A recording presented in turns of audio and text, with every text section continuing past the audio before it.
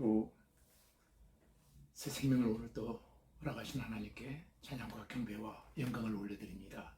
다 같이 우리 기도드리겠습니다. 좋으신 아버지 하나님 감사합니다. 오늘 또한 요한계시록 7장의 말씀을 통해서 생명하신 주의 음성 듣기를 원합니다. 주님 말씀하여 주시고 오늘도 이 말씀을 통해서 우리의 영혼도 잘되게 하시고 범사도 잘되게 하시고 육체도 강건하여 오늘도 오직 하나님께만 영광을 올려드리는 기쁨의 한날 되게 하여 주시옵소서. 예수님 이름으로 기도하옵나이다. 아멘. 이 시간 우리에게 주신 하나님의 말씀은 요한계시록 7장 1절로 4절까지 제가 읽어드리겠습니다.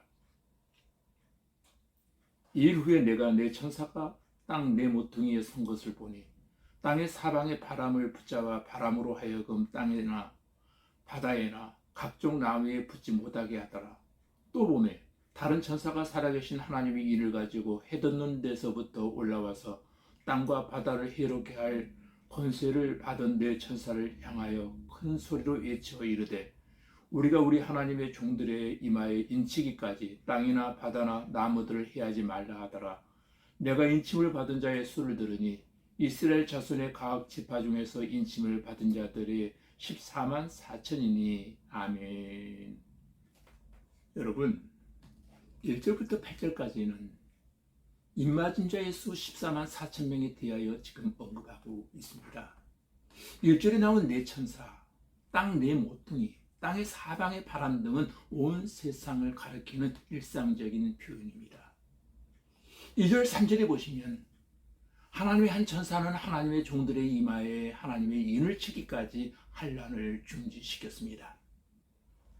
여기 하나님의 인을 치는 것은 하나님의 확실한 백성이라고 확인하는 것이고 또 구원을 보장한다는 뜻이 담겨 있기도 합니다. 하나님께서는 인침받은 우리를 끝까지 지켜주시는 것입니다. 그리고 4절부터 8절까지 보시면 이스라엘 지파 중에 입맞은 숫자가 14만 4천 명이었는데 12지파 중에서 단지파는 빠졌고 그 대신 4지파가 들어 있습니다.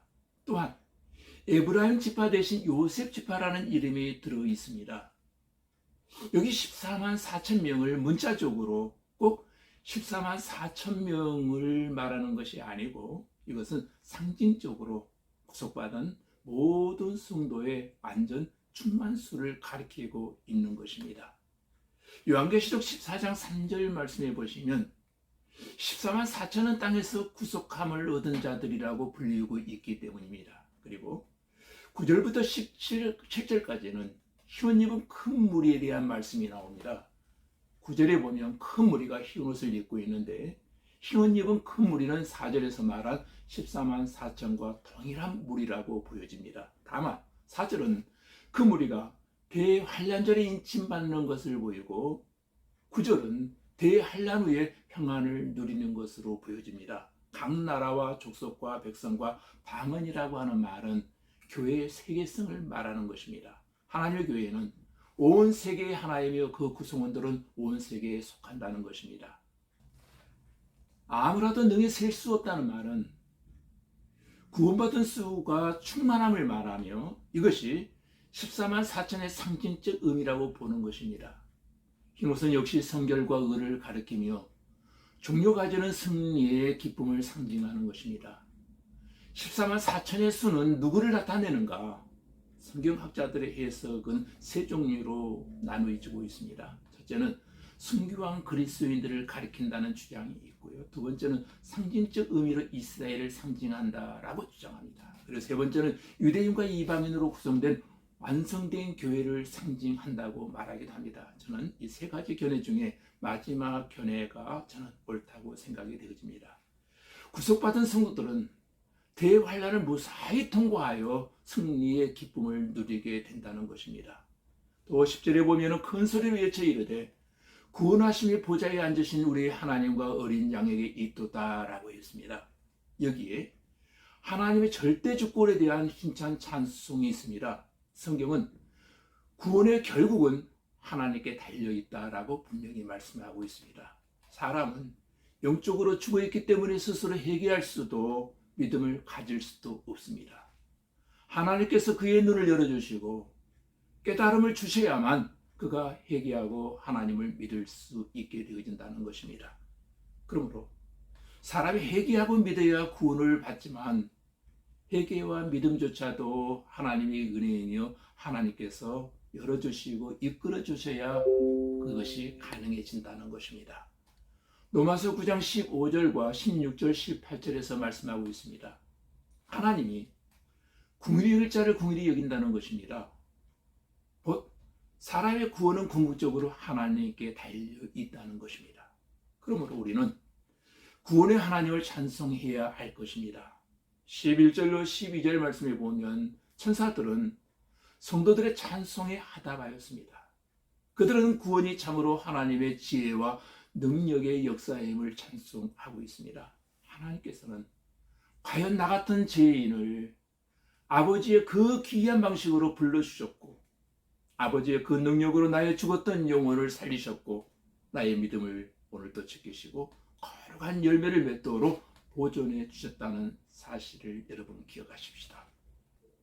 여러분, 우리는 요한계시록을 말세론이라고 하는 안경을 쓰고서 보려고만 할 것이 아니라 구원론의 안경을 쓰고서 볼 필요가 있다고 생각이 되어집니다. 내가 어린 양의 피에 그 옷을 씻어 희게 된 사람의 반열에 들어있는 것을 감사드리며 이 자리를 굳게 지켜야 되겠다고 다짐하는 것이 요한계시록을 통한 결론이 되어야 할 것입니다. 14절 말씀해 보시면 어린 양의 피로서 죄를 씻는 사람들에게 주어지는 특권을 말씀하고 있습니다. 하나님의 보좌 앞에 있을 수 있는 특권이 주어집니다. 15절에 보시면 성전에서 밤낮 하나님을 섬길 수 있는 특권입니다. 또한 하나님께서 우리를 위해 장막을 쳐주시는 특권을 누리게 되어집니다. 장막을 친다는 것은 구분한다는 뜻이기도 합니다. 16절의 말씀은 더욱 놀라운 축복이요 특권입니다. 이 말씀은 육체적인 갈등과 물질적인 궁핍을 해결해 주는 것 이상을 의미하고 있습니다. 속죄의 확신을 가진 사람에게는 이 말씀이 성취되어집니다. 그렇습니다. 하나님께서는 예수의 피로 사함을 받은 성도들을 보호해 주십니다. 줄이지 않게 하십니다. 또한 목마르지 않게 하십니다. 만나를 주시고 메추라기를 주시고 생수를 주십니다. 육체적으로도 그렇고 영적으로도 그렇게 하십니다. 또 있습니다. 17절 말씀에 예수님이 목자가 되어주시는 특권이 우리에게 주어진다는 것입니다. 보좌 가운데에 계신 어린 양이 그들의 목자가 되사 생명수 샘으로 인도하시는 특권입니다. 뿐만 아니라 어린 양의 피로 속죄함을 받은 성도들에게는 하나님의 넘치는 위로가 임하게 되어집니다. 하나님께서 그들의 눈에서 모든 눈물을 씻어주신다고 했습니다. 여러분, 우리 모두는 나는 어린 양의 피로 죄의 씻음을 받은 존재이다 하는 사실을 이 시간에 확실하게 확신을 갖게 되기를 바랍니다. 그리하여 어린 양의 피에 그 옷을 씻어 희게 된 사람들에게 주어지는 특권을 누리시기를 바랍니다.